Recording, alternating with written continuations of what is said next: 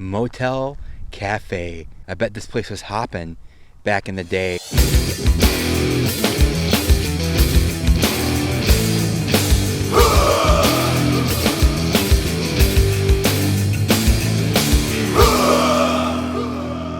Hey guys, what's up? Today is day 5 of Matt Solofine's epic Route 66 road trip, and today I'm starting it off at Cadillac Ranch.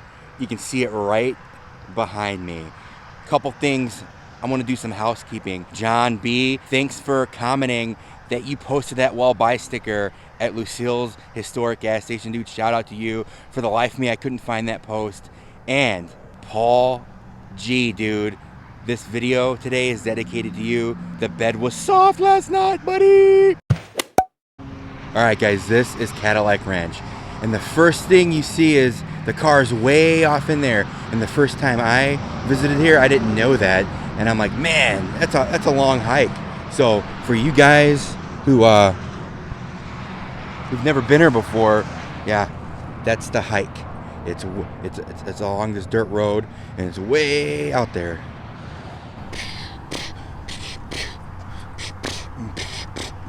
Oh, there it is with the sun in the background. Check it out. Pro tip, guys.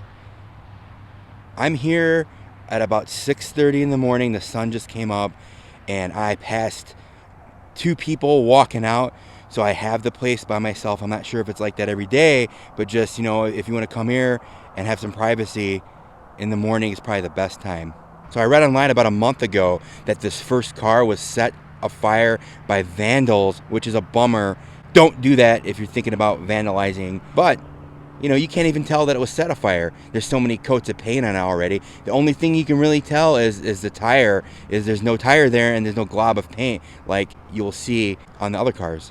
All right, see, check it. See, on this one, there's that old tire and that glob, that ball of paint. Look at that. That's really gross looking. But, yeah, that's how you could tell that first car was set afire. So it didn't even phase it. But, yeah, don't vandalize stuff, guys. This is meant for everybody to see and kind of cherish. And people come in from, you know, all around the world to see this stuff. So got to take care of it. On the back of this car, I thought this was pretty cool. Somebody has stacked a bunch of the spray paint cans, you know, in the metal frame of the car here. It's kind of like an art project in an art project. Oh, I really like this drawing. It's a cat holding a heart balloon, and I think it's signed Madeline. That's cool. I love that color of blue too. On the back of this car, the axle, look, right there in the middle, it kind of looks like a head with a face. It kind of looks like that guy, that X-Files guy, that one that they found in the sewer, and he like was like a big parasite. Doesn't it look like that? You got anybody watch the X-Files, or am I just like losing my mind here, being on the road 5 days by myself? But X-Files right there. Here is a shot with the sun behind me. You can see my shadow here. I'm waving, but yeah, the colors of the paint look so cool in the sun. The morning sunlight's the best sunlight, I think, to take photos, except for when you get long shadows. Why the long shadow? Just a ways down the road is the Cadillac Ranch gift shop, and look, they are open early, so I'm gonna go in to see if I can get some sweet Cadillac swag. Just in front of the Cadillac Ranch gift shop is another muffler man. This guy, his name is the Second Amendment Cowboy. His arms are a little bit different, but his face looks the same. And he's got a hat on, kind of like Buck Adam. All right, guys, I just got out of the gift shop, and I got a couple of postcards. Here is the historic Magnolia Gas Station in Vega, Texas. It's a 2-story gas station, and the owners and operators lived in the top and worked down below. Here is a front view of the gas station. It's got a pretty unique look. An old restored pump there, some rusty gold in front. This looks like, I don't know, this looks like, what is this? Cigars. I don't even know what this is. It looks like some kind of bottling contraption. The old soda pop bottles. I don't know what this is. If you guys know what this is, leave a comment down below and let me know what piece of machinery this is. As you can hear, this is right off the highway. So let's see if we can take a peek in this window. I'll check it out. There's a glass case with an old mobile attendant's hat, and to the left there is a case with a bunch of old oil cans. All right, check this. So I figured out what that machine was in front of the gas station. It's old gasoline and oil barrels, and this is a hand pump. You used to have to pump it by hand straight from the barrel. Wow. Boom. What? Route 66 adventure wouldn't be complete without a stop in Adrian, Texas at the Midway point.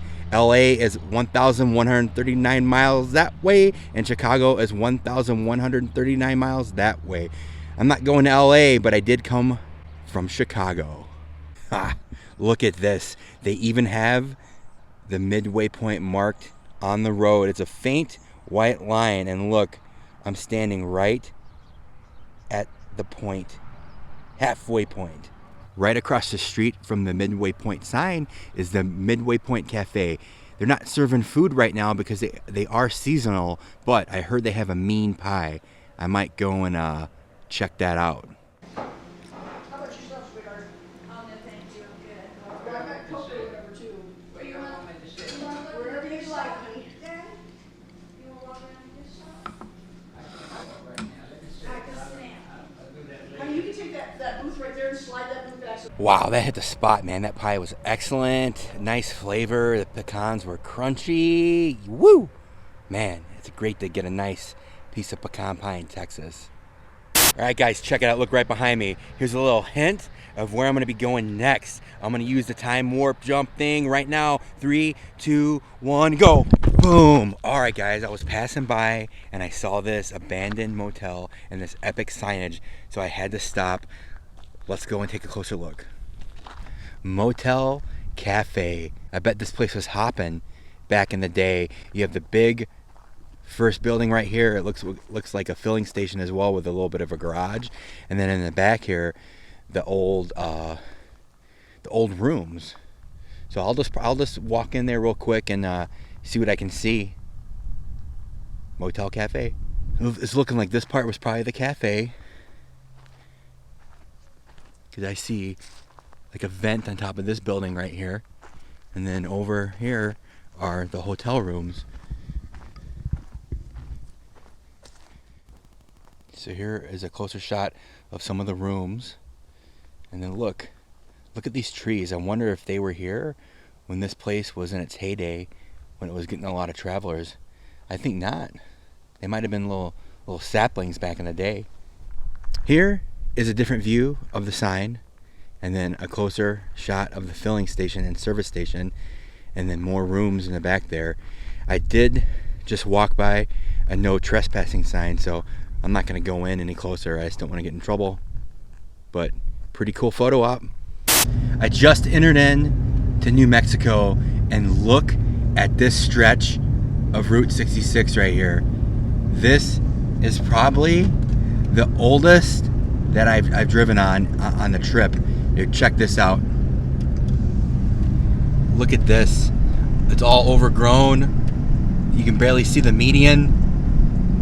There's no shoulders to pull over on. Wow, man, this is pretty cool being on this. All right, guys, I just made it to Tucumcari, New Mexico, but check this out. I drove all the way, probably 50 miles from that abandoned motel with my little mini tripod on the front of my Jeep, just sitting there. I guess it got tucked back from the wind, and it made it. I was in the car digging for it and I couldn't find it, but there it is. Crazy. So the first stop in Tucumcari is going to be the TP Curios little knick-knack store. I've always wanted to go here. Too bad it's not at night, because this is some epic neon signage. Yeah, before we go in, I just wanted to get one more shot of the front and this epic TP structure that is the front door. Look at that. Alright guys, inside the store was classic Route 66. Lots of curios, like the sign says. I ended up buying some magnets for all the Route 66 states. I've been looking for them all trip, and I happened to find them here, so those will be going on my fridge as soon as I get home. Awesome stuff. All right, guys, so this stretch of 66 has a lot of cool neon signage and a lot of abandoned type motels like the Apache Motel right behind me. But we're not gonna be here at night, so we can't see the neon. I will show you some of the signs during the day. Let's check out this one first, the Apache Motel. All right, here it is, the Apache Motel. Motel entrance vacancy. I love the sign. I love the faded blue and then the Native American head on top. Classic art Americana right here. Our sign has been here since the late 50s, early 60s. We tried to get the sign done the way it used to be, but it was too much work and too heavy to travel in other places, so I came up with neon rope and chaser rope to light it up, and it does. It lights up the whole boulevard. Nice. It's beautiful at night. We keep our rooms as close to the look of 1953 as we can, but we make sure we got flat screen TVs and Wi-Fi and direct TV, so it's a little bit of the past with a little bit of now in it. I just want to give a huge shout out and thank you to the Palomino Hotel for giving us that quick little interview and history rundown of the sign and what they're doing to keep the place up and running. So if you stay there because of this video, tell them the Duo Find sent you and you saw them on the video. They'll get a kick out of it. You know I had to stop here at the Blue Swallow. Look at this, completely refrigerated and air conditioning. Let's walk up and see this sign. I really wish I could see this neon at night, but this is gonna have to do for this trip. Vacancy TV, 100% refrigerated air. That's awesome that was a selling point back in the day, is the AC. It's just a given now, but back in the day, that brought the people in. Here's the other side of the Blue Swallow sign.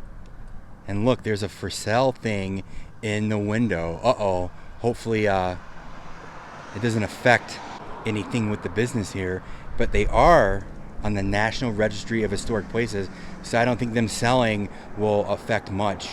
Do you guys know anything about that? About how that works when you own a business that's on a National Registry of Historic Places?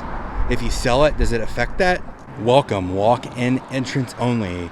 So you're welcome to come in and take your photos and visit the Blue Swallow while you're driving through Tucumcari, New Mexico. I really love the blues and pinks they use in this motel motor court. The blues and pinks are very inviting. You know, when you're driving and you see that, you just want to pull in and stay here.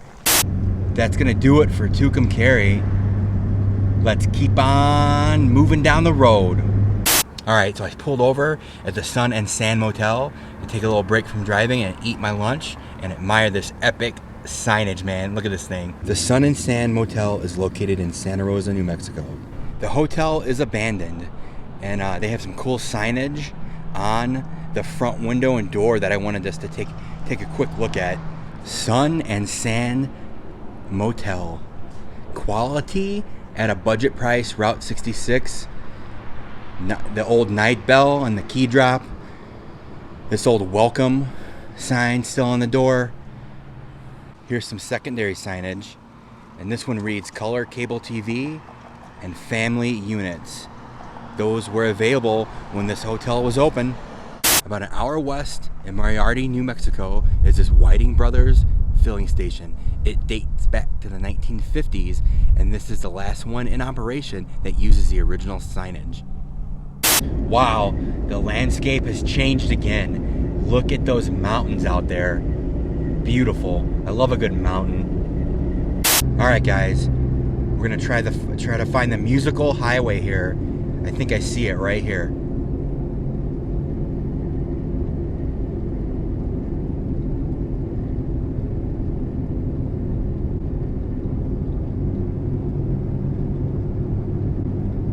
So I drove over the musical highway and it didn't work. When you drive over it, it's supposed to play America the Beautiful with your tires when you go 40 miles per hour. I did the correct speed. I went over the rumble strips, but if you looked close enough in that video, it looks like the rumble strips were all smoothed over, and I didn't see any signs stating that that was the musical highway.